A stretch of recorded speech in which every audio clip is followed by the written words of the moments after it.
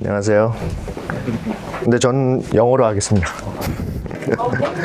Alright. So, hi everyone. Stephen Cho.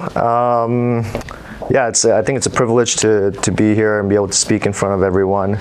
I'm an MK as well, though sometimes I don't always feel like an MK since we were actually in the Philippines, but when I was really young, right, and then essentially spent most of my time in the US. But still, I think when I was listening to all of the kind of stuff about, TCKs and third culture kids, definitely feel all of that as well.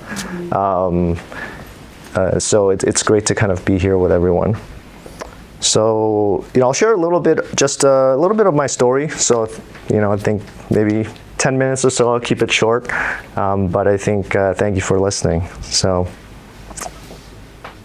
when I see the word money, like, how does that make you feel when you hear that word?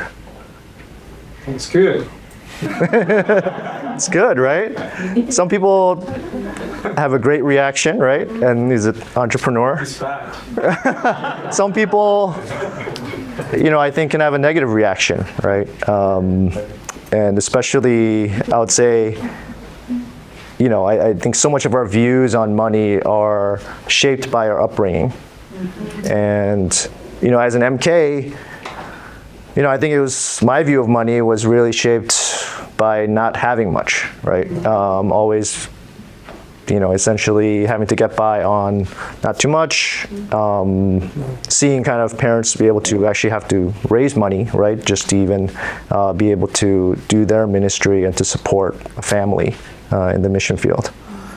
Yeah, it's funny. I'll tell you, I guess, a story when we were younger. Actually, it wasn't technically on the mission field, but while my dad was back studying at seminary, I remember my brother Paul and I, this was, I think, and then also my other brother Timothy, we would always essentially get new clothes,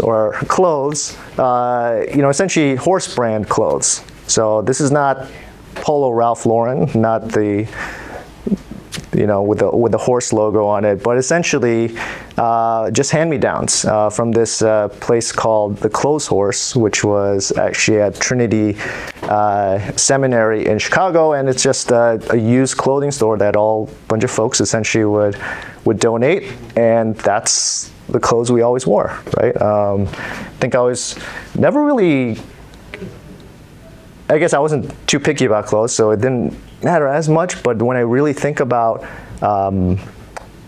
not really having ever had new clothes early on, and then, of course, definitely not eating out much at all, if ever. Those are kind of just things that were kind of ingrained in me as a young child. And I guess why kind of money, right? Thinking about that and to now actually what I'm doing now as a career, it's quite different. So currently I essentially work as a CFO of a technology startup based in Los Angeles. It's a Silicon Valley startup, raised a lot of money. And essentially, as Chief Financial Officer, my job is to ensure that we're, one, allocating our resources and investing kind of in the right areas, but then also, make sure we don't run out of money as a company, right? We're still essentially growing as a startup.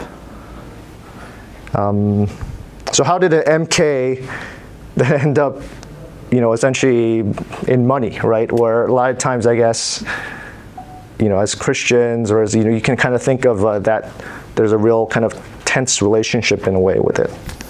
I remember actually back when I was in junior high, our social studies teacher had our class participate in essentially like this fantasy stock market game. Essentially you get, essentially a fantasy amount of $100,000, and then you get to invest it in whatever real stocks there are. This was back in the 90s, and think I ended up picking Nike because I remember that Michael Jordan was really big back then, and everyone wanted a pair of Air Jordan shoes. And then US Robotics, which is essentially a modem company, and that's when the internet was just kind of starting up. Surprisingly, my portfolio of 2 stocks essentially did really well, and then I was able to actually win some real money, just $100, but it was from the class. I placed really well, and then that's what kind of started piquing my interest in investing, learning more about businesses, and I think it kind of went from there. I ended up studying business in college, and then led to kind of a career in finance. I think really in the end, like if you think about calling, I think that all those kind of small clues, it's kind of you able to discover, what God essentially has placed in you, right? Everyone has different talents, everyone has different gifts. For me, really, it was how did I work in something that I was like really deeply curious about, and I guess found that I was pretty good at it as well. And then the Bible, every time I read the Bible, the Bible talks quite a lot about money, right? And I feel like most of the time it's a warning, in a sense, right? Some verses that I'm sure everyone knows. One is 1 Timothy 6:10. For the love of money is a root of all kinds of evil. Some people eager for money have wandered from the faith and pierced themselves with many griefs. Another one is Matthew 6:24. No one can serve 2 masters. Either you will hate the one and love the other, or you will be devoted to the one and despise the other. You cannot serve both God and money. So after college, I worked on Wall Street for a bit. And I think through those years ended up, I think more and more kind of money became more of my master. And I think everyone around me, that's essentially how everyone measured their self-worth, right? How much value they were, who they were. I think the year-end bonuses on Wall Street essentially is how much you get, and especially relative to everyone else that you're working with, essentially determines how good you were, how valuable you were as a person. I think that kind of losing, instead of fixing my eyes on God, I think it, just kind of stray, right? And you kind of try to see this other thing as your master. But, I think God knew exactly what, I was going through, and essentially, He kind of pulled me out of that situation. Ended up calling me to kind of leave Wall Street for a bit, and actually ended up spending a year as a missionary in Mongolia. So it was teaching kids about, essentially teaching college students about business, funny enough. But I think, God really reminded me every day that it wasn't really me teaching other folks, but really God teaching me that, again, He is my master, right? And that He has already determined my worth, right? By sending Jesus, to take my place. So, kind of wrap up, really. When I think about money now, it's not just, it's really, I think a tool, right?